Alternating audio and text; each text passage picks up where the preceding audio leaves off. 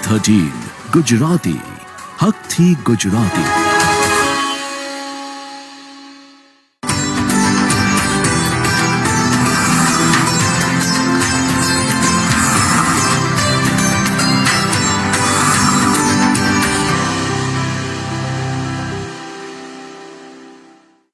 નમસ્કાર, આપ જોઈ રહ્યા છો TV13 ગુજરાતી અને આપની સાથે હું છું તોરલ।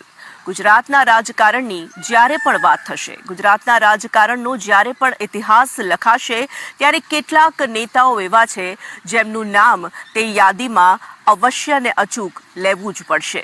સૌરાષ્ટ્રનું રાજકારણ જેના નામથી જાણીતું છે, સૌરાષ્ટ્રના રાજકારણને જેમણે આગવી ઓળખ આપી છે અને કોળી સમાજના અગ્રણી નેતા પણ તેઓ કહેવાયા છે। જી હા, હું વાત કરી રહી છું કુંવરજી બાવળિયાની। તેમની સફળતાની ગાથા વિશે તો આજે આપણે વાત કરીશું જ, પરંતુ તેમની સંઘર્ષની જે યાત્રા છે તેનાથી પણ આપણે આજે રૂબરૂ થવાના છીએ। શૂન્યમાંથી સર્જનની યાત્રા આજે કુંવરજી બાવળિયા સાથે। ગુજરાતના રાજકારણનો જ્યારે ઇતિહાસ લખાશે, ત્યારે કેટલાક રાજનેતાઓ એવા છે જેના ઉલ્લેખ વગર ગુજરાતના રાજનેતાઓની યાદી પૂર્ણ જ નહીં થઈ શકે।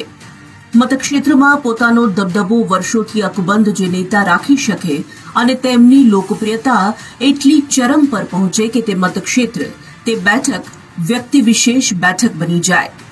ગુજરાતના રાજકારણમાં માંધાતા કહી શકાય તેવા જૂજ નેતાઓ છે જેમની લોકચાહના વર્ષોના વર્ષો બરકરાર જોવા મળી છે। તેવા જ એક કોળી સમાજમાંથી આવતા દિગ્ગજ નેતા એટલે કુંવરજી બાવળિયા।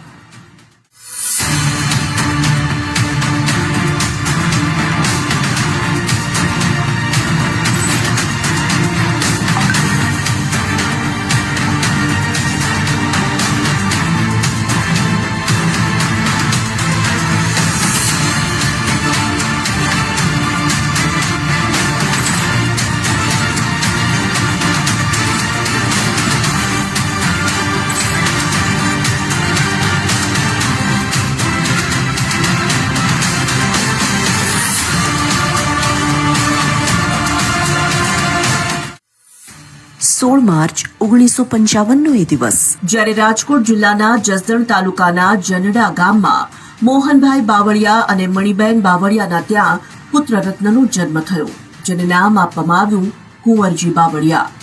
ગરીબ ખેડૂત પરિવારમાં કુંવરજી બાવળિયાનો ઉછેર થયો।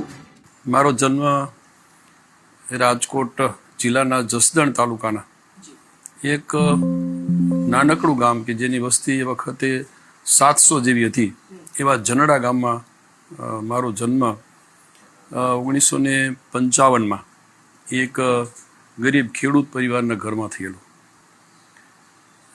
મારા પરિવારના માતા પિતા એ અભણ હતા।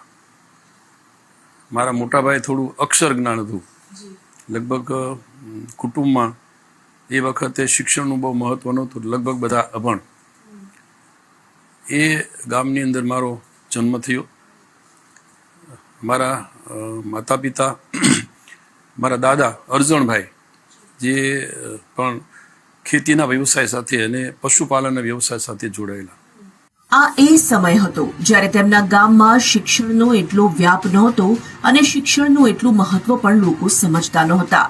પણ કુંવરજી બાવળિયાના દાદાજી ઈચ્છતા હતા કે પ્રતિકૂળતાઓની વચ્ચે પણ કુંવરજીભાઈ શિક્ષણ મેળવે અને તેમના દાદાજીની દૂરંદેશીને કારણે તેમનું મન પણ શિક્ષણ તરફ વળવા લાગ્યું।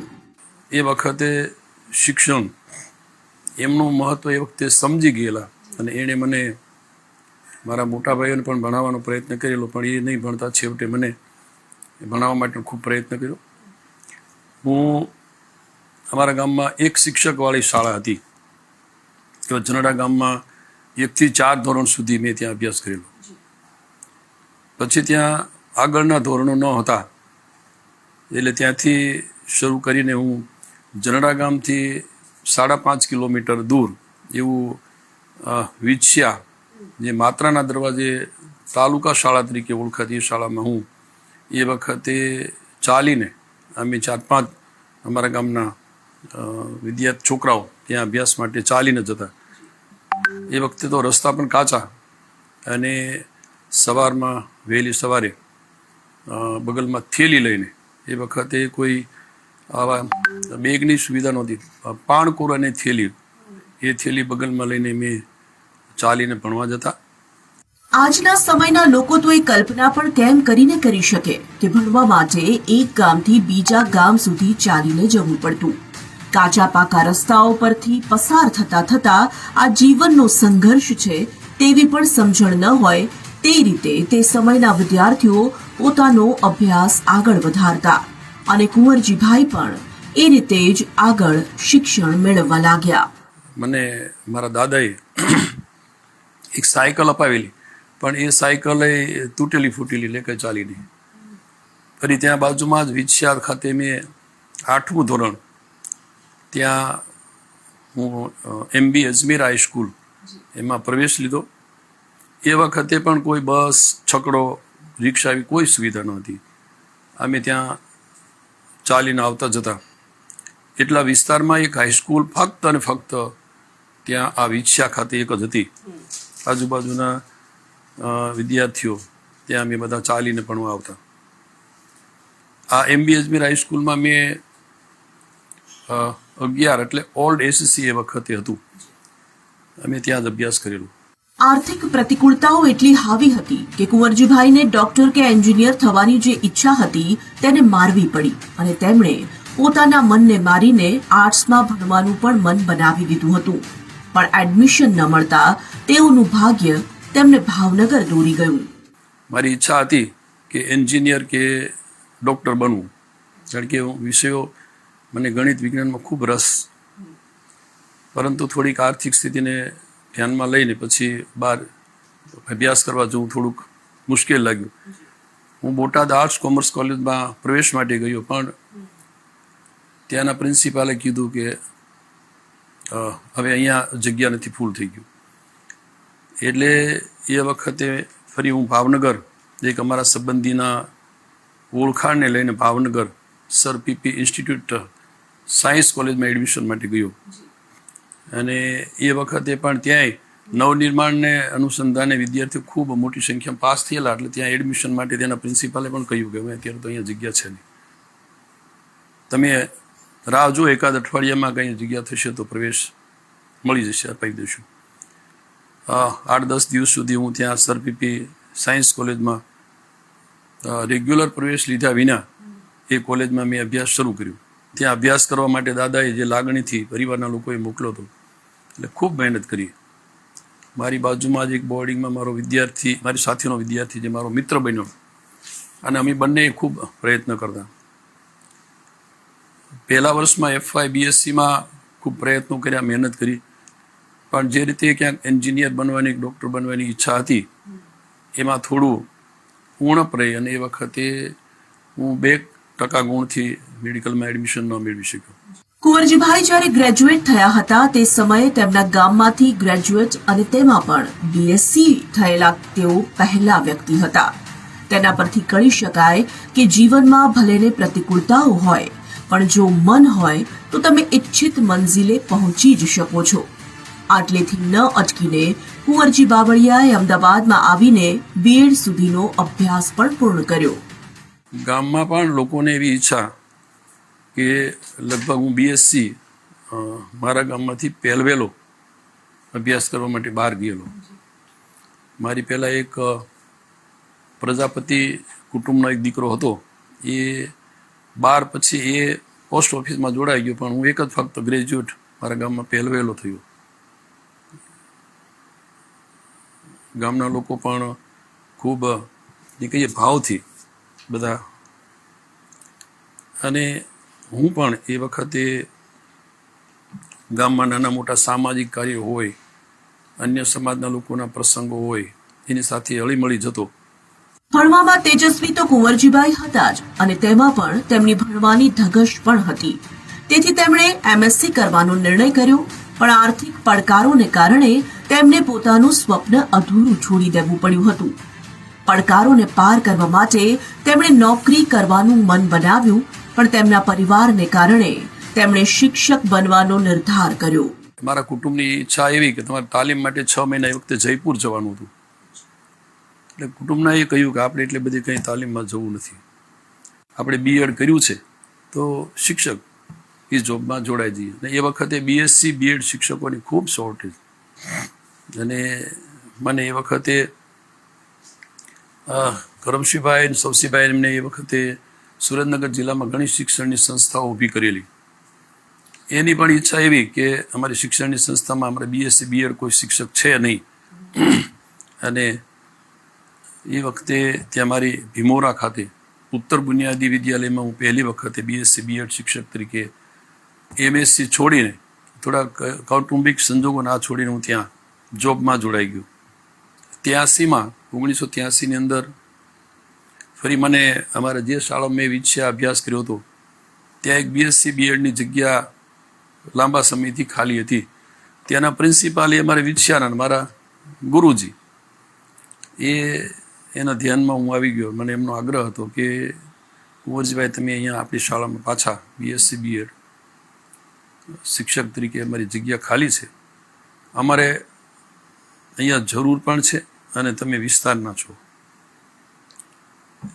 એટલે ફરી હું ભીમોરાથી જોબ છોડી અને હું ત્યાં વિદ્યા એમબી અજમેર હાઈસ્કૂલમાં, જ્યાં હું ભણ્યો હતો એ જ હાઈસ્કૂલમાં અમારા ગુરુજીની સાથે ફરી મને કામ કરવાનો મોકો મળ્યો. અને ત્યાં મેં બીએસસી બીએડ વિજ્ઞાન શિક્ષક તરીકે ત્યાં જોડાઈને કામ શરૂ કર્યું. જે શાળાના કુંવરજીભાઈ વિદ્યાર્થી હતા તે જ શાળામાં તેમને શિક્ષક બનવાની તક મળી. ત્યારે તે શાળાના કેટલાક સંસ્મરણો પણ વાગોળીએ. સાહેબને પ્રથમ તો અમે સાહેબ શિક્ષક તરીકે ઝંડા કંદિયાવાડીએથી એમબી અજમેર હાઈસ્કૂલમાં સેવા આપવા માટે એટલે કે નોકરી કરતા હતા. અને એ દરમિયાન અમે હાઈસ્કૂલમાં અમે અભ્યાસ કરતા ત્યારે અમને સાહેબ ગણિત વિજ્ઞાનનું સારી રીતે અભ્યાસ કરાવતા, અને જે નબળા વિદ્યાર્થી હોય એમને ટ્યુશન પણ આપતા હતા ફ્રીમાં, વિના ચાર્જ. ફરી જીવનમાં પરિવર્તન આવવું નિશ્ચિત હતું. એટલે કુંવરજીભાઈ વધુ સારું ભવિષ્ય ઘડવાના નિર્ધાર સાથે રાજકોટ પહોંચ્યા અને ત્યાં તેમને રાજકોટની પ્રતિષ્ઠિત કડીબાઈ વિરાણી કન્યા શાળામાં નોકરી મળી ગઈ. કેટલાક મારા મિત્રોએ એવું સલાહ આપી કે કુંવરજીભાઈ ગણિતમાં ભવિષ્ય જો આગળ વધવું હોય ને ભવિષ્ય હજુ પણ કંઈ આગળ બને, અભ્યાસ કરવો હોય અથવા તો બાળકોનું ભવિષ્ય જોવું હોય તો તમારે રાજકોટ જેવી શાળામાં જો જોબ મળતી હોય. એટલે પહેલાં તો મેં ખૂબ ના પડી કે નહીં અહીંયા સારું છે, પણ પછી રાજકોટના કેટલાક મિત્રોની ઈચ્છા હતી મારી સાથે જે અભ્યાસ કરતા એની કે કુંવરજીભાઈ તમે અમારી સાથે અહીં કામ કરવા આવો. એટલે હું લગભગ 88માં વિદ્યામાંથી એમબી અજમેરા હાઈસ્કૂલમાંથી છોડીને હું રાજકોટની કન્યા વિદ્યાલય જે ખૂબ સારી વલ્લભ કન્યા કેળવણી મંડળ સંચાલિત કડીબાઈ વિરાણી કન્યા વિદ્યાલય કે જે આખા રાજકોટ શહેરમાં તો ખરું પણ સૌરાષ્ટ્રનું નામ, એ રેસિડેન્શિયલ દીકરીઓ માટેની શાળા હતી. ત્યાં મને જોબ મળ્યો. હું ત્યાં શરૂઆતમાં તો આનાકાની ચાલી, એકાદ મહિના પછી વળી ત્યાંના પ્રિન્સિપાલે પણ કહ્યું કે કુંવરજીભાઈ તમે આવી જાઓ. અને હું 88માં ત્યાં રાજકોટની આ કડીબાઈ વિરાણી કન્યા વિદ્યાલયમાં બીએસસી બીએડ શિક્ષક તરીકે જોડાણું. આટલી આખી સફરમાં એક ધરતીપુત્ર શિક્ષક તો બની ચૂક્યા હતા, પણ મનમાં સવાલ એ હતો કે તેમની શિક્ષકથી રાજકારણમાં પ્રવેશની જે સફર હતી તે કેવી હતી અને તે દિશા તેમના જીવનમાં કેવી રીતે અને ક્યારે નક્કી થઈ. જે વાત કરી રહ્યા છો કુંવરજીભાઈ, ઘણી બધી આર્થિક પ્રતિકૂળતાઓ હતી અને તમે કહ્યું કે એવા સંજોગો હતા કે જ્યારે શિક્ષણ મેળવવું પણ એક પડકાર હતો. એવામાં શિક્ષણ મેળવ્યું, શિક્ષક થયા તમે અને તે સેવા પણ આપી. વિચાર કંઈક જુદો હતો, તમે એક અલગ ક્ષેત્રમાં ગયા પણ વર્ષો સુધી એ સેવા તમે આપી પણ ખરી, એ નોકરી કરી પણ ખરી. પણ એ તમે જે આખી બાળપણની વાત કરી એમાં ક્યાંય રાજકારણ દૂર દૂર સુધી દેખાતું નહોતું. એ કેવી રીતે પછી આવી ગયું એ સમજવું છે આજે. વિદ્યાના બધા નાગરિકો અને વિસ્તારના લોકોની ઈચ્છા એવી કે કુંવરજીભાઈ આ વિસ્તારમાં છોડે નહીં તો એના માટે શું કરવું. એટલે ફરી મને 89માં ત્યાં વિદ્યા ગ્રામ પંચાયતની ચૂંટણી આવી એટલે બધા મિત્રોની ઈચ્છા એવી કે જે અત્યાર સુધી ત્યાં સરપંચ જે જીતતા હતા એ થોડાક માથાભારી અને થોડાક જાડા બળિયા એવું કહેવાય, એટલે એની સામે કોઈ લગભગ ઉમેદવારી કરવા તૈયાર ન થાય. બધા મિત્રોએ થઈને મને લડાવ્યો કે કુંવરજીભાઈને આપણે ગ્રામ પંચાયત, એટલે મેં એમને કહ્યું કે હું તો હવે રાજકોટ જોબ કરવા જતો રહ્યો છું, એટલે અહીંયા નોકરી કરવા, ત્યાં નોકરી કરવી, અહીંયા પર સરપંચ આ બધું પોસાય નહીં. પણ ત્યાંના MB અજમેરા હાઈસ્કૂલના ટ્રસ્ટીઓની પણ ઈચ્છા એવી કે કુંવરજીભાઈ જો પાછા અહીંયા પંચાયતમાં ચૂંટણી લડતા હોય સરપંચ તરીકે અને આપણે જીતાડી દઈએ, એને ફરી પાછા વિછ્યા લઈ આવીએ. એટલે હું ત્યાં વિછ્યા ગ્રામ પંચાયતની ચૂંટણી લડ્યો. સામેના ઉમેદવાર જાડા બાળિયા, પણ ત્યાં અમારો સમાજ અને પરિવાર આ બધાની છાપ એવી કે મારી સામે ત્યાં કોઈ જેને કહેવાય માથાકૂટ કરે અથવા તો કોઈ એવું વર્તન કરે એવું કોઈ સંજોગો હતા જ નહીં. એટલા માટે ત્યાંના લોકોએ મને લડાવ્યું. ત્યાંથી મારી રાજકારણની શરૂઆત થઈ. મારી ઈચ્છા ન હતી કે સરપંચ તરીકે હું જીતું, કારણ કે ત્યાંની જોબ છોડીને પાછા આવવાની મારી ઈચ્છા ન હતી. ચૂંટણી લડ્યા, હું ફક્ત 60 મતથી ત્યાં હું હાર્યો પંચાયતની ચૂંટણી પહેલી વખતે. હારવા પાછળના કારણો બીજા હતા કે એક રાજકીય આગેવાન ત્યાં આવીને જાહેરમાં એક સભા, એમાં એક એવું ઉદાહરણ આપ્યું જે ઉદાહરણને કારણે થોડુંક લોકોમાં નારાજગી થઈ. મારા પ્રત્યે નહીં પણ ત્યાંની નારાજગી થઈ કે આવા લોકો એની સાથે હોય સાહેબ સાથે, તો એટલે મને પણ એમ થયું સારું આમાંથી છૂટ્યા. એટલે હું તો પાછો ત્યાં રાજકોટ વિજ્ઞાન શિક્ષક તરીકે બરાબર કામે લાગી ગયો. પંચાયતની ચૂંટણી તો હાર્યા, પણ તેમનું રાજકારણનું ભાવિ તેમને પોકારી રહ્યું હતું, એટલે તેમની રાહ તો રાજનીતિમાં આવીને મળવાની નક્કી હતી જ. જનતા દળમાંથી તેમની પસંદગી વિધાનસભાની ચૂંટણી માટે થઈ. આનાકાની સાથે ઝંપલાવ્યું, પણ તેઓ તે ચૂંટણી ન જીતી શક્યા. ચિમનભાઈ પટેલ જે જનતા દળ, એની સાથે કરમશીભાઈ મકવાણા અને અમારા સમાજના થોડાક સિનિયર આગેવાનો એ વખત એની સાથે ટીમમાં ખરા. એટલે વિધાનસભાની ચૂંટણીઓ આવી, જાહેર થઈ, અને ચિમનભાઈ અને કરમશીભાઈ બધા સિનિયર બધા મિત્રો, એટલે કરમશીભાઈને ચિમનભાઈએ કહ્યું કે આ વખતે સૌરાષ્ટ્રમાંથી મારે થોડા કોળી સમાજના યુવાનોને ચૂંટણી લડાવવી છે. અને એ વખતે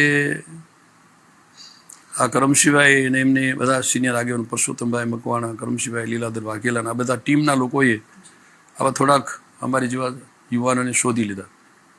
ને હું પહેલી વખતે મારું નામ ચિમનભાઈ અને કરમશીભાઈને બધાએ નક્કી કર્યું કે આને આપણે આ વખતે જનતા દળમાંથી એ વખતે ચૂંટણી લડવાની હતી. કરમશીભાઈ અગાઉ કોંગ્રેસમાં હતા, પણ એ બધાએ સંજોગો વસાત ચિમનભાઈ સાથે જોડાણ હતા કોંગ્રેસમાંથી, અને એ રીતે મને જનતા દળમાંથી ચૂંટણી લડાવવાનું નક્કી કર્યું જસદણથી.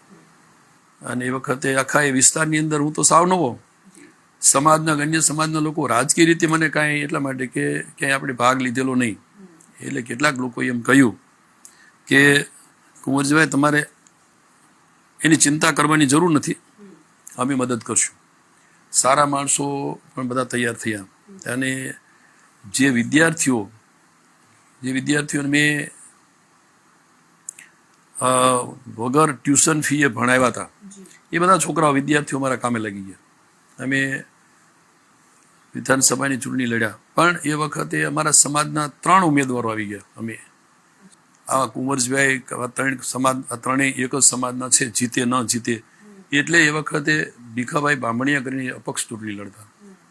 એને ત્યાં એમનો સમાજ પણ સારો મોટો પાટીદાર સમાજ, એમણે મદદ કરી, અપક્ષ જીતી ગયા ભીખાભાઈ. હું ત્યારે 5,500 મતથી હારી ગયો.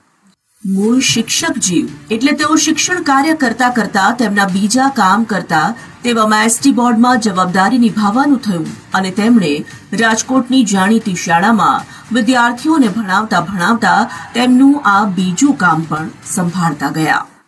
સરકાર બની ચિમનભાઈ મુખ્યમંત્રી બન્યા. અમારા ત્યાંના ધારાસભ્યભાઈ ભીખાભાઈ એ જે સંજોગોમાં જીત્યા હતા, એટલે એ પણ પહેલી વખતે જીતેલા, એટલે એ પણ થોડા જે રીતે ધારાસભ્ય તરીકેની ત્યાં કામ વગેરે થવું જોઈએ, એના બદલે જુદી રીતે બધું ચાલતું હતું.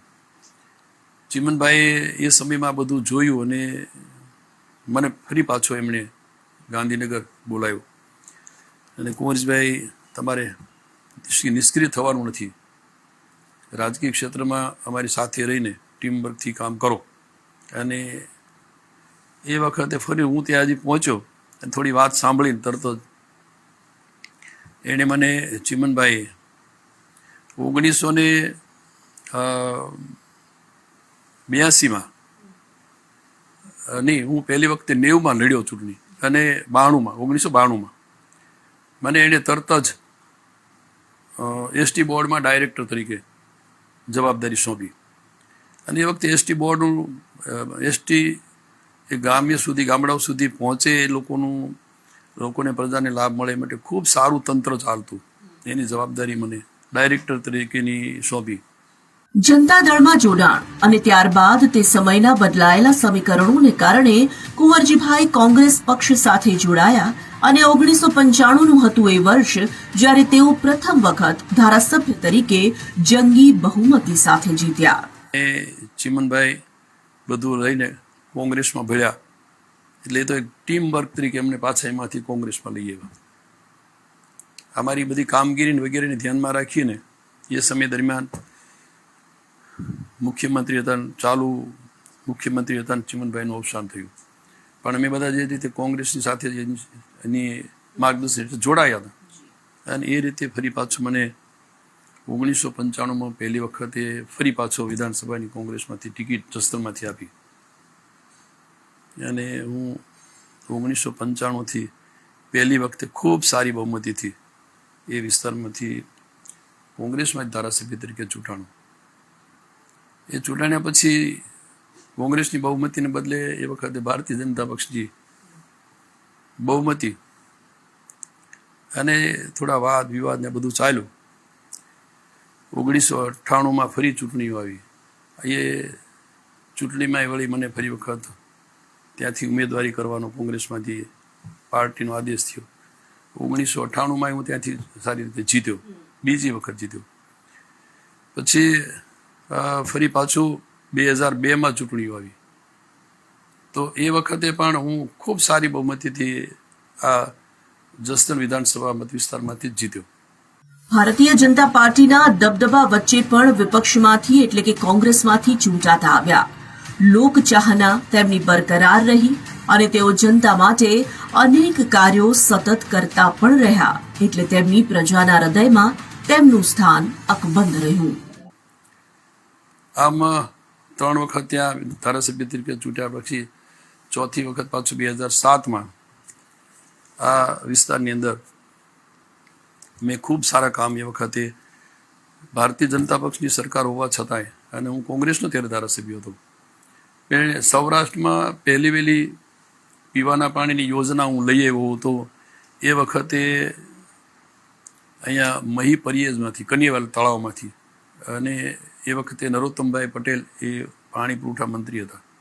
વિધાનસભામાં પ્રશ્ન પૂછ્યા. જસદણના ધારાસભ્ય પદે અજય એવા કુંવરભાઈને તેમના પક્ષે રાજકોટથી લોકસભાના મેદાને ઉતાર્યા અને તેમના માટે લોકસભાની ચૂંટણી નવી હોવા છતાં તેઓ તે ચૂંટણીમાં પણ જીતી ગયા. પણ કદાચ સમય આ એ હતો કે કુંવરજીભાઈનું કામ અને નામ બંને તે સમયના મોટા નેતાઓના ધ્યાને આવી ગયું હતું. આ બધું એ વખતે આ જે મુખ્યમંત્રી તરીકે રહી ચૂકેલા એવા કેશુભાઈ, શંકરસિંહજી વાઘેલા અને નરેન્દ્રભાઈ એ વખતે ભલે જાહેર જીવનો ન હતા પણ આ બધાની નજરમાં ખરું, અને બધાએ એ વખતે પ્રયત્ન ત્યાં કરી લીધા. મારા વિધાનસભા વિસ્તારમાં એ વખતે બધાએ પ્રયત્ન બધા પ્રકારના કરી લીધા હતા, પણ મને હરાવી શક્યા નહોતા. 2007માં હું સારી બહુમતીથી જીત્યો. પછી રાજકોટની લોકસભાની ચૂંટણીનો જાહેરાત થઈ. હું એ વખતે જસદણથી ધારાસભ્ય તો ખરો, પણ અમારે એ વખતે કોંગ્રેસમાં હતો અને પાર્ટીની ઈચ્છા એવી કે આપણે રાજકોટમાંથી કુંવરજીભાઈને આ વખતે લોકસભાની ચૂંટણી લડાવવા. મારી પહેલાં રામજીભાઈ, રમાબેન માવાણી બધા આવતા હતા, પણ ત્યાં એ બેઠક આમ સામાન્ય રીતે RSSનો અને ભાજપનો ગઢ કહેવાય રાજકોટ, એટલે સૌરાષ્ટ્રમાં. અને મને પાર્ટીનો આગ્રહ થયો કે તમારે ત્યાંથી લોકસભાની ચૂંટણી, એટલે મારા માટે તો લોકસભાની ચૂંટણી નવી હતી. પણ 2009માં હું કોંગ્રેસમાંથી રાજકોટ લોકસભાની ચૂંટણી લડ્યો. પણ પરિવાર બધો એ વખતે થોડું ઈચ્છા ખરી કે આવી ચૂંટણીઓ હોય ત્યાં લોકસભાની લડાય નહીં, બધા ખર્ચ ને વગેરે. પણ પાર્ટી તરફથી એ વખતે મને લડાયો અને મને ઉમેદવારી પત્ર ભર્યું પછી ભરોસો હતો કે હું રાજકોટની લોકસભાની સીટ હું જીતી જવાનું. અને હું પહેલી વહેલી 2009માં રાજકોટની ત્યાંથી લોકસભાની ચૂંટણી જીત્યું. 2014ની એ ચૂંટણી કુંવરજીભાઈ માટે અનેક રીતે મહત્વની પુરવાર થઈ, કારણ કે તે ચૂંટણી પહેલા ગુજરાતના તત્કાલીન મુખ્યમંત્રી નરેન્દ્ર મોદીએ તેમને ભાજપમાં જોડાવાની વાત કરી, પણ તે સમયે કુંવરજીભાઈએ એ ઓફર નકારી હતી. પણ તેઓ કોંગ્રેસમાંથી 2014માં લડ્યા, પણ તે વખતે જીતી ન શક્યા. ફરી પાછી આ 2007ની ચૂંટણીમાં એ વખતે નરેન્દ્રભાઈ મુખ્યમંત્રી હતા અહીંયા ગુજરાતમાં. એમણે પહેલાં તો પ્રયત્ન કર્યો કે કુંવરજીભાઈને એની સામે કોઈ સમાજનો જ કેન્ડિડેટ મૂકી દેવાનો કે કોઈ પણ હિસાબે ડેમેજ. પણ 2007માં એ બધા પ્રયત્નો છતાંય હું સારી બહુમતીથી જીત્યો. 2009માં પણ લોકસભાએ જીત્યો અને એ રીતે હું મારા જાહેર જીવનમાં ખૂબ આગળ વધ્યો. હું સૌથી એમ કહીશ કે મારા વિસ્તારના મતદારો તમામ સમાજના એનો હું ઋણી છું.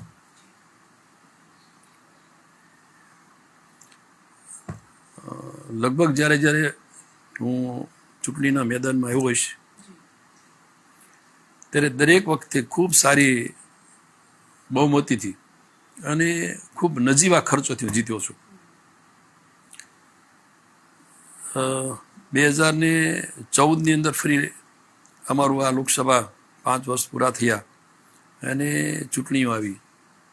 એ વખતે અહીંથી મુખ્યમંત્રી તરીકે નરેન્દ્રભાઈ એમણે 2 વખત મને અંગત રીતે બોલાવીને ખૂબ ભાવથી, એક મિત્ર ભાવથી એવું કહ્યું કે તમારા જે કાંઈ વિચારસરણી આ જે કાંઈ હોય તે જે પાર્ટીની, પણ તમારી કામ કરવાની પદ્ધતિ અને લોકો વચ્ચે રહેવાની એ બધું જોતા અમારી ઈચ્છા છે કે તમને હું 14માં પાછો લોકસભાએ તમારે લડવી હોય તો હું રાજકોટમાંથી લડાવું, ભારતીય જનતા પક્ષમાંથી. પણ મેં સાહેબને કહ્યું કે મારે લોકસભાના સભ્ય સાહેબ હવે 5 વર્ષના અનુભવને અંતે લોકોના કામ કરવા હોય તો લોકસભા નહીં પણ વિધાનસભા એ ફિલ્ડ સારું છે, ત્યાંથી લોકોના કામ થાય. તેમ છતાં ફરી મેં નરેન્દ્રભાઈને પણ એ વખતે કહ્યું કે મને મારી ઈચ્છા નથી. કોંગ્રેસ પાર્ટીએ ફરી આગ્રહ કર્યો કે નહીં તમારે લડવાનું છે. મને બીજી વખત ખબર હતી કે 2014માં એ વખતે ભારતીય જનતા પક્ષનો નિમાય નરેન્દ્રભાઈનો જેને કહેવાય સૂર્ય તપતો. અમને ખબર હતી કે આ વખતે હું આ વિધાનસભામાં હું 14માં મારા માટે અઘરું જ જીતું, કારણ કોંગ્રેસની બધા આગેવાનો લીડરની શિપની માંગણીને ધ્યાનમાં રાખીને પાછો લોકસભા 14માં લડ્યો અને હું એ વખતે હારી ગયો. 2017નું એ વર્ષ જ્યારે તેમણે તેમના જૂના સાથી સામે જે ચૂંટણી લડવાનો સમય આવ્યો અને તે તેમના વિસ્તારના લોકો અને સમાજના સહયોગ સાથે ચૂંટણી લડ્યા પણ ખરા અને જીત્યા પણ ખરા. લગભગ મારા વિસ્તારના મતદારો જે આજે મારી સાથે છે, ખૂબ વિશ્વાસથી મને ત્યારે પણ, કારણ કે ત્યારે બીજા પરિબળો હતા કે જ્યારે 2009માં હું લોકસભાનો સભ્ય બન્યો ત્યારે મારી સાથે રહેવાવાળો જે અમુક મારા કાર્યકરો હતા એ પૈકીનો એક મારો મિત્ર જે અમે ભારતીય જનતા પક્ષમાંથી લડ્યો અને એ પેટા ચૂંટણી જીતી ગયો. પછી 2017માં એને મારી સામે લડાવીને બધાની ઈચ્છા એવી હતી કે કુંવરજીભાઈને હરાવી શકે તો આ ડૉક્ટર ભરતભાઈ હરાવી શકે. મેં નક્કી કર્યું, પાર્ટીએ જ્યારે આપણને કીધું છે એટલે હું ખૂબ સારી રીતે મતદારોને જઈને જે ભાવ લાગણીથી 17માં સારી બહુમતી પાછો જીતી ગયો. પછી એ સમય આવ્યો જ્યારે કુંવરજીભાઈએ તેમના વર્ષોનો સાથ જે પક્ષ સાથે હતો તેને છોડવાનો નિર્ણય કર્યો અને તેઓ ભાજપ સાથે જોડાયા. તે કેવો હતો સમય, તેમની પાસેથી જ જાણીએ. સાહેબનો સંદેશો આવ્યો મળવાનો. અમે મળવા ગયા ત્યારે નરેન્દ્રભાઈએ એક બે વાત મને કરેલી કે કુંવરજીભાઈ ઘણા બધા કાર્યકરો હોય છે, પણ જે રીતે તમારી કામ કરવાની પદ્ધતિ અને જે રીતે તમે લોકો વચ્ચે અને લોકોની લાગણી જીત્યા છો, અને અમે પણ તમને અજમાવી લીધા છે કે તમને હરાવી શકાય એવું નથી. એટલે એનું કારણ એ છે કે તમે લોકોના માણસ છો, પ્રજાના માણસ છો, પ્રજાના પાયાનું કામ જે કરો છો. એટલે અમારી ઈચ્છા છે કે અમારી ટીમમાં તમે કામ કરો.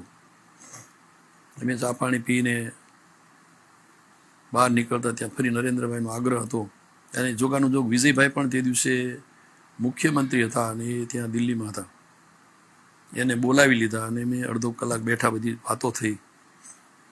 અને એ વખતે નરેન્દ્રભાઈ મને આગ્રહ કર્યો કે આવું કરો, મારી ઈચ્છા છે. અમે એકાદ કલાક બધું બેઠા, ચા પાણી પીધા. જે વડાપ્રધાન તરીકે તમે જે મને વાત મૂકો છો એની ઉપર વાત નહીં જાઓ, પણ હું અહીંયા એટલે નિર્ણય નહીં કરું કે જરા જે મતદારોએ મારા ઉપર ભરોસો મૂક્યો છે, હું અહીંયા આવીને બધા મતદારોને બધાને અમુક આગેવાનોને મળ્યા પછી એને એવી વાત નહોતી કરી કે હું આવું કંઈ કરવા ઈચ્છું છું, પણ બધાની ઈચ્છા મતદારોની એવી ખરી કે આપણે વિસ્તારનો વિકાસ કરવો હોય અને આવતા દિવસોમાં આ વિસ્તાર આપણને જે રીતે ભરોસો મૂક્યો છે એ જ પ્રમાણે આ વિસ્તારના વિકાસની આપણે અપેક્ષા રાખતા હોઈએ તો આપણે વ્યક્તિગત નહીં પણ આ વિસ્તારના વિકાસ માટે થઈને કંઈ નિર્ણય કરો તો અમે ભેગા છીએ. આમ લાંબા સમય સુધી કોંગ્રેસના સાથી ભાજપમાં જોડાયા અને તેમાં પણ તેમને જીત જ હાથ લાગી અને ગુજરાતના રાજકારણના જાણે કે એ સમયે રેકોર્ડ તૂટ્યા કે તેઓ જીત્યા અને ગણતરીના સમયમાં કેબિનેટ મંત્રી પણ બની ગયા. અને એ રીતે નરેન્દ્રભાઈના કહેવાથી નરેન્દ્રભાઈ ત્યારે તો એવું કહેલું હતું કે કુંવરજીભાઈ તમે લોકોના માણસ છો, સૌરાષ્ટ્રમાં તમારા જેવાની જરૂર છે અને એ રીતે તમે અમારી સાથે ટીમમાં કામ કરો. અને એ વખતે પછી અમે આ નિર્ણય વિસ્તારના મતદારોને વિશ્વાસમાં લઈને, એમનો ભરોસો લઈને કે ભાઈ આ વિસ્તારના વિકાસ માટે થઈને આપણે નિર્ણય કરીએ. અને નિર્ણય એ વખતે પણ હું માનું ત્યાં સુધી લગભગ પહેલો વહેલો એવો નિર્ણય છે કદાચ ભારતમાં હોઈ શકે કે મેં સવારે 10 વાગે રાજીનામું આપ્યું હતું અને મેં 2 વાગે મારી કેબિનેટ મંત્રી તરીકેની અહીંયા શપથવિધિ થઈ. આ લગભગ પહેલો વહેલો એ સમય અમને પણ બિલકુલ યાદ છે એક મીડિયા કર્મી તરીકે, કારણ કે એ વખતે ખૂબ જ ચર્ચા હતી અને ત્યારબાદ તમે જે ચૂંટણી લડ્યા અને જસદણ અમે આવ્યા હતા, મને હજી બરાબર યાદ છે એ વખતનો આખો જે માહોલ હતો. છતાં પણ જનતાએ તમને, ત્યાંની જનતાએ જે રીતે પસંદ કર્યા, પક્ષ ખેર બદલાયો પણ તમે હંમેશા જનતાની વચ્ચે રહીને જનતાની જે સેવા કરતા રહ્યા. પક્ષની સાથે સાથે જ્યાં હું રહ્યો છું ત્યાં મતદારોમાં પણ વફાદારી અને જ્યારે જ્યાં હતો ત્યાં પક્ષમાં વફાદારી. આજે અહીંયા જ્યારે મને કેબિનેટ મંત્રી વખતે બનાવ્યો અને પછી પેટા ચૂંટણી આવી. પેટા ચૂંટણી વખતે ખૂબ બધા પ્રયત્નો, હું કોંગ્રેસમાંથી આવેલો એટલે કોંગ્રેસના મિત્રોએ અમુક શબ્દો પણ લોકોએ ત્યાંથી એમ કહ્યું કે આ વિસ્તારના વિકાસ માટે થઈને એણે જે નિર્ણય લીધો છે અમે કુંવરજીભાઈ સાથે છીએ. એક ધરતીપુત્ર પરિવારમાં જન્મેલા કુંવરજીભાઈને જોઈને એટલું તો સમજાઈ જાય કે કેટલા તેઓ જમીન સાથે જોડાયેલા વ્યક્તિ છે. પણ તમને નવાઈ ત્યારે લાગે જ્યારે જાણો કે તેમનો આખો પરિવાર પણ તેમના જેવી જ વિચારસરણી ધરાવે છે. કારણ કે આ તમારી આખી એ જીવન યાત્રા વિશેની વાત છે એટલે મારે એ પણ પૂછવું જોઈએ કે જ્યારે તમે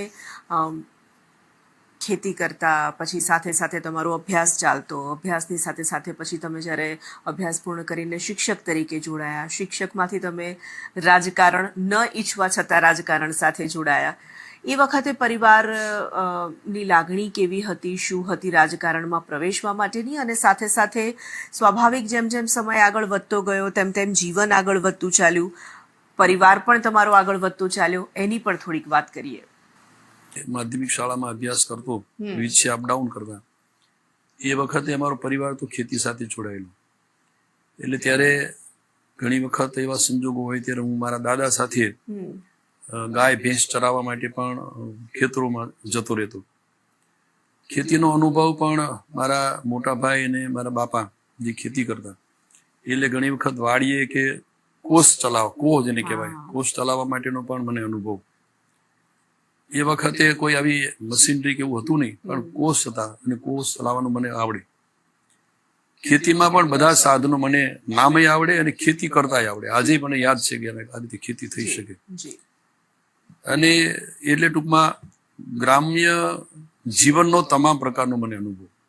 પીવાના પાણી માટેની કેવી સમસ્યાઓ એમાંથી પસાર થયા, પશુપાલકો, ઢોર ચરાવવાનો, ખેતી કરવાનો.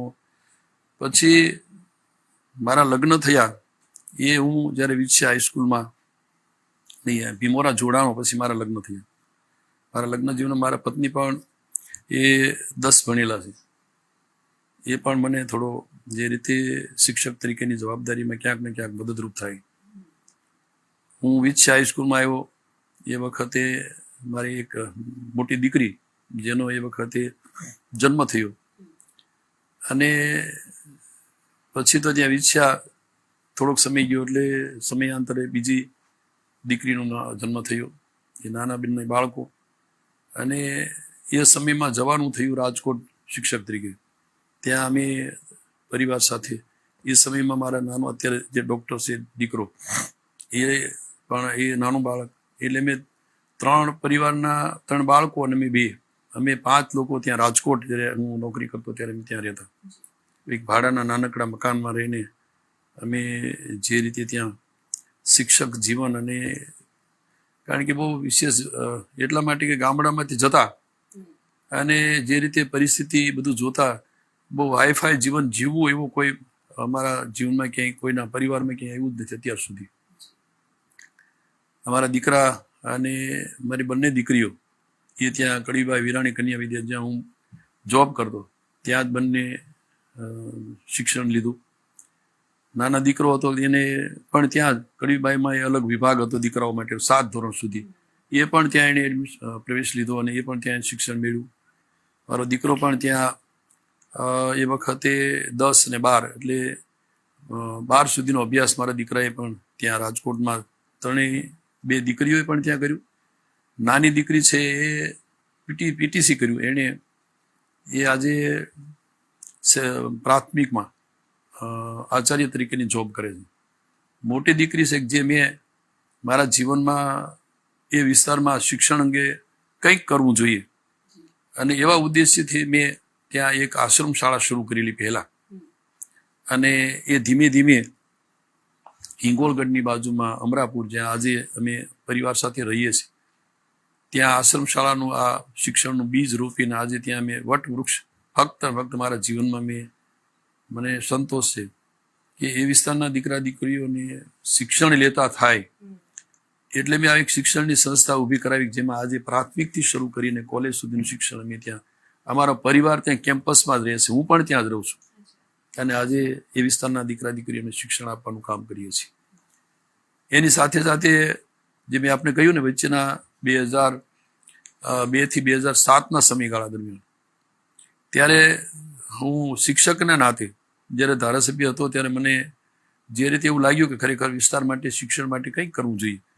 અને મેં સૌથી વધારે એ વખતે લગભગ 62 જેવી સીમ શાળાઓ, વાડીમાં રહેતા બાળકો હોય એને પણ ગામમાં 2-3 કિલોમીટર ન આવે ને ભણાવે ને એવું ન બને એટલે સીમ શાળાઓ શરૂ કરાવી. તેમના પરિવારને પણ આ તકે સાંભળીએ.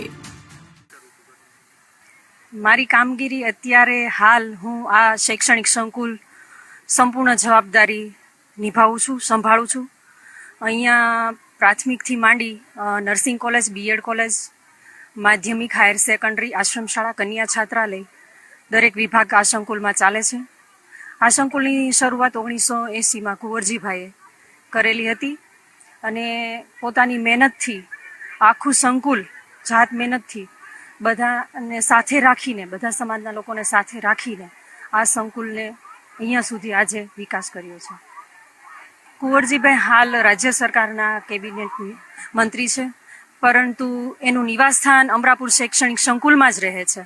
બાળકો સાથે જોડાયેલા રહે છે. સોમથી ગુરુવાર સુધી ગાંધીનગર હોવા છતાં શનિ રવિ પોતે જાતે વિદ્યાર્થીઓને મળે છે. એમના કોઈ પ્રશ્ન હોય, એમની કોઈ મુશ્કેલી હોય તો પોતે જાતે નિવારણ લાવીને બધાનું ધ્યાન દોરે છે અને બાળકો સાથે અહીંયા સંસ્થા સાથે હર હંમેશા જોડાયેલા રહે છે. બસ મારા પિતાશ્રી કુંવરજીભાઈ બાવળિયા એક ખૂબ નાના કુટુંબમાંથી આવ્યા છે અને ખૂબ મહેનત કરી છે. જેને ભણવાની મુશ્કેલી શું છે એને ખબર છે. એટલા માટે આ બાળકોની નજીવી ફી કે ખૂબ સામાન્ય ફીથી અત્યારે આ બાળકોને છાત્રાલય ફી હોય કે શિક્ષણ ફી હોય, નજીવી ફીથી અભ્યાસ કરાવે છે. એ એક ગર્વ લેવા જેવી બાબત છે. અહીંયા લગભગ હું 25-30 વર્ષથી કામ કરું છું. આમ તો મારા ફાધર છે એ આ જે કેમ્પસ શરૂ થયો ત્યારથી જ અહીંયા હતા અને લગભગ એમની મોટા ભાગની ઉંમરમાં એણે અહીંયા સારું એવું કામ કર્યું છે. અને કુંવરજીભાઈએ જે અમારા ગામમાં આમ તો આશ્રમ શાળાથી શરૂઆતમાં અમરાપુર ગ્રામ પંચાયતમાં આ નિશાળની શરૂઆત કરી અને ત્યાં આશ્રમ શાળાની પણ એક ગામના વ્યક્તિના મકાનના ભાડા તરીકે એને સંસ્થાની ત્યાં શરૂઆત કરી. અને અમારા ગામ માટે આ સંસ્થા છે એ એટલી બધી ઉપયોગી છે કે અમારા ગામની દીકરીઓ છે એ જ્યારે આ સંસ્થા નહોતી ત્યારે માત્ર ને માત્ર વધીને 12 સુધી કે અહીંયા MBA મેરામાં 12 હતું ત્યાં સુધી જતી. બાકી કોલેજ કરેલી ભાગ્ય અપવાદરૂપ કોક વ્યક્તિ છે એ દીકરીને ભણાવતા. એના બદલે આજે સામાન્ય પરિવારની દીકરીઓ છે એ પણ બધી ગ્રેજ્યુએશન અને B.Ed થયેલી છે. લગભગ અમરાપુરનું એક પણ ઘર એવું નહીં હોય કે જ્યાં દીકરી છે એ ગ્રેજ્યુએશન થયેલી ન હોય. એટલે ખાસ કરીને કુંવરજીભાઈનું અમે કહીએ તો એ અમારા ગામ માટે તો આમ ભગવાન સ્વરૂપ હોય કે આ વિસ્તારમાં જે જ્યાં આ સરસ મજાની હર્યુંભર્યું કેમ્પસ અને હરિયાળી સંસ્થા ઊભી છે એ વિસ્તારમાં એક દિનો સમય એવો હતો કે દિયાથમાં પછી અહીંયા આવવું હોય તો આ ઢોરામાં કોઈ આવે નહીં. એના બદલે આજે સરસ મજાનું એક વટ વૃક્ષો સાથે વિશાળ કેમ્પસ સાથે આ સંસ્થા છે એ ઊભી છે.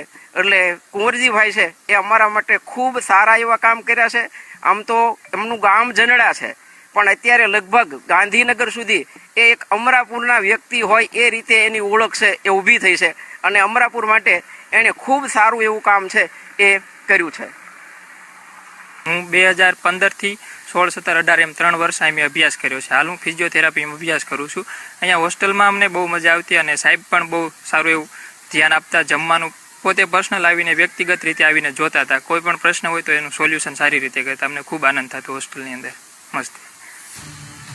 શિક્ષણ સાથે જોડાયેલો જીવ એટલે તેમણે શિક્ષણના વ્યાપને વધારવા માટે તેમના કાર્યકાળમાં ઘણા કામ કર્યા અને આજે પણ તેમના મન તો એ જ વાત વસી છે કે તેમણે શિક્ષણ માટે ખૂબ કામ કરવા છે.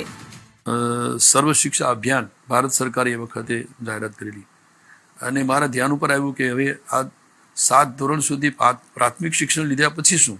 એટલે મેં મારા વિસ્તારની અંદર સૌથી વધારે એ વખતે આખા રાજકોટ જિલ્લામાં સૌથી વધારે હું સર્વ શિક્ષા અભિયાન હેઠળ સેકન્ડરી શાળાઓ મેં મંજૂર કરાવેલી.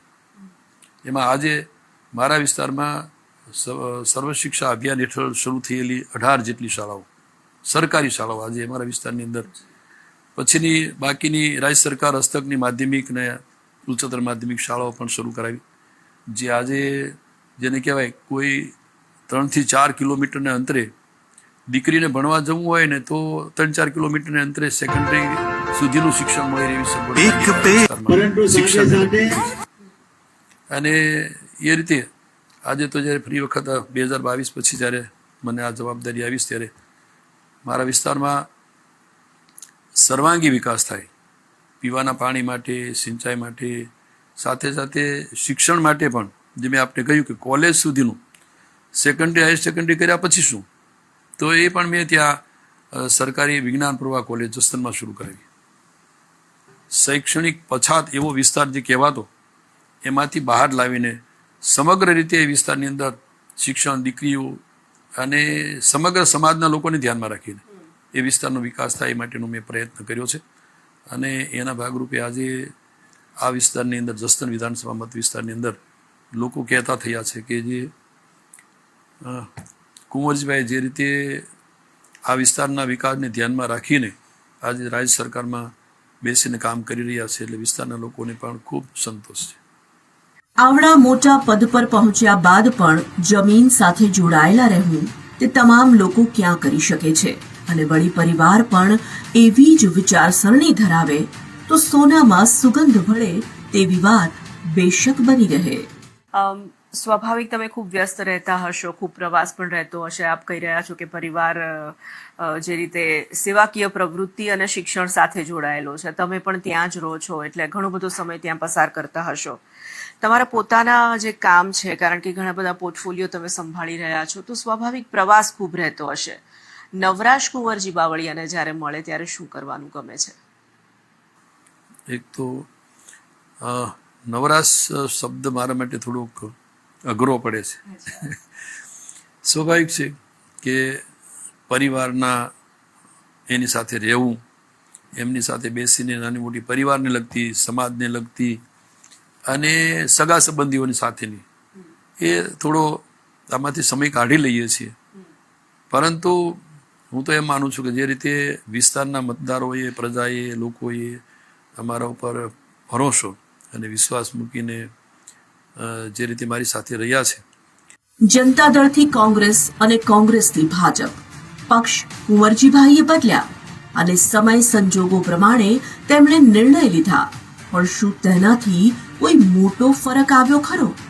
ચાલો તેમની પાસેથી એ પણ જાણીએ.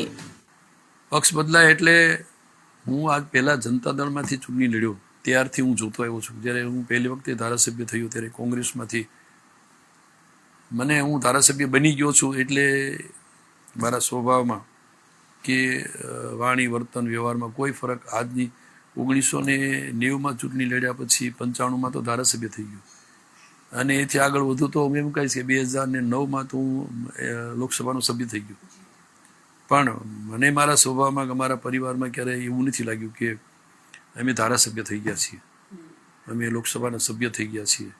એટલે સ્વભાવગત કોઈ એવો ઈગો, અહમ કે કોઈ રહેણીકરણીમાં કોઈ અત્યાર સુધીમાં કોઈ પરિવર્તન ન જોવા મળે. એટલે પછી કોંગ્રેસના એમાં જે કંઈ ત્યાં પક્ષમાં જે કંઈ શિસ્ત આ તે હતું એ વખતે ખૂબ સારી રીતે વફાદારીથી જ ત્યાં આપણે રહ્યા. જ્યારે નરેન્દ્રભાઈ સાથે અને ભારતીય જનતા પક્ષમાં કામ કરવાનો મોકો મળ્યો ત્યારે આ બધા જ જે કંઈ પાર્ટીને નીતિ, રીતિ, નિયમો, બસ એમાં અમે ગોઠવાઈ ગયા, સેટ થઈ ગયા છીએ. તો જે વખતે મિત્રો હતા, જૂના મિત્રો, તો એ પણ મારી ક્યારેય ટીકા કરે, હું એની ટીકા કરું એમ નહીં.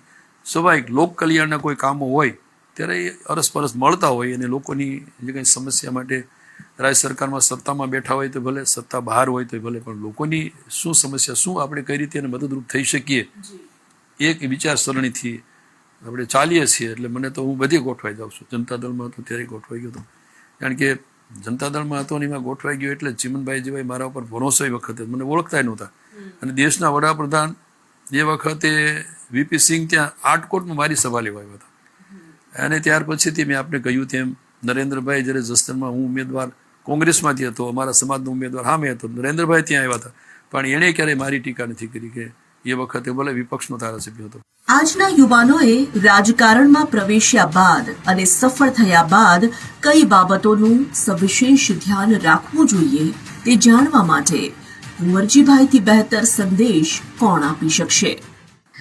ઘણા બધા લોકો, ઘણા બધા યુવાનો ખાસ કરીને રાજકારણમાં પ્રવેશવા માંગતા હોય, અને તમારા વિસ્તારના હોય કે અન્ય લોકો પણ સ્વાભાવિક તમારી આજે આટલી લાંબી અને સફળ જર્ની છે એને જોઈને ઇન્સ્પાયર થતા હશે. એવા યુવાનોને કોઈ સંદેશ આપ આપવા માંગશો? ના, ચોક્કસ. હું ઘણી વખત અમારા સમાજના કાર્યક્રમોમાં જતો, કોઈક જાહેર જીવનના કાર્યક્રમો, એટલે કોઈ રાજકીય પોલિટિકલી સંમેલન હોય એમાં હું જતો, ત્યારે સ્વાભાવિક હું જાહેર મંચ ઉપરથી પણ કહું છું કે મહિલાઓ અને યુવાઓને પણ આ ફિલ્ડમાં જેને કામ કરવાની ઈચ્છા છે એને નિષ્ઠા અને પ્રમાણિકપણે એને કામ કરવું છે, એને યુવાનોને પણ તક, મોકો મળવો જોઈએ. પણ એ એક વખત ક્યાંક એક પગથિયું મળી ગયા પછી એના જીવનમાં આખું પરિવર્તન એ ના હોવું જોઈએ. પણ યુવાનો હોય તો એને પછી જે કંઈ પદ હોદ્દો તો એની ગરિમા જળવાય એ રીતે પોતાના જીવનમાં આગળ વધે. કોઈને એક વખત આંગળી પકડાવી દઈએ એટલે એ પકડીને પોતાની રીતે આગળ કેમ વધી શકે એવું ઘણી વખત અમે જાહેરમાં કહીએ છીએ કે અમારા જીવનમાંથી કંઈક શીખો, કે અમે જાહેર જીવનમાં જે રીતે આવ્યા છીએ અને લોકસેવાના કાર્યો સાથે લોકો સાથે જોડાઈને જે અમે વિશ્વાસ કેળવો છે એ રીતે ચોક્કસ તમે આગળ વધો. અને એ રીતે અમારા સમાજના અને અન્ય સમાજના યુવાનોને પણ અમે પ્રોત્સાહિત કરવા માટે આજે દરેક મારા વિસ્તારનું દરેક જગ્યાએ અમે કહીએ કે તમે આગળ આવો. પણ તમે જુઓ કે એક વખત એક પદ ઉપર, એક હોદ્દા ઉપર સંગઠન હોય કે ક્યાંક ચૂંટાયેલી પાંખમાં હોઈએ, પણ પછી એની ગરિમા જળવાઈ જવી જોઈએ. પોતાનામાં એક વખત જીત્યા પછીથી જે આપણી ભાષામાં કહીએ કે આખું પરિવર્તન આવી જાય અને ક્યાંક જુદા રવાડે ચડી જાય એવું યુવાનોમાં ન હોવું જોઈએ. એટલે એવું માર્ગદર્શન આપીને આજે અમે યુવાનોને અમારા સમાજ, અન્ય સમાજના લોકોને કહીએ. એક શિક્ષકની રાજનેતા અને તેમાં પણ સફળ રાજનેતા, લોકપ્રિય રાજનેતા બનવાની હતી આ સફર. સાંપ્રત રાજકારણમાં સન્માનનીય અને આગવું સ્થાન પ્રાપ્ત કરી ચૂકેલા કુંવરજી બાવળિયાની હતી આ શૂન્યમાંથી સર્જનની સફળતમ યાત્રા. તો આ હતી સફળ રાજકારણી કુંવરજી બાવળિયાની સંઘર્ષની યાત્રા. કેવી રીતે એક ધરતીપુત્ર શિક્ષક થયા અને શિક્ષકમાંથી એક સફળ રાજકારણી, તે આજે આપણે જાણ્યું છે. આવતા સપ્તાહે એક નવી વ્યક્તિ પ્રતિભા સાથે ફરીથી મળીશું. ત્યાં સુધી મને આપશો રજા. નમસ્કાર.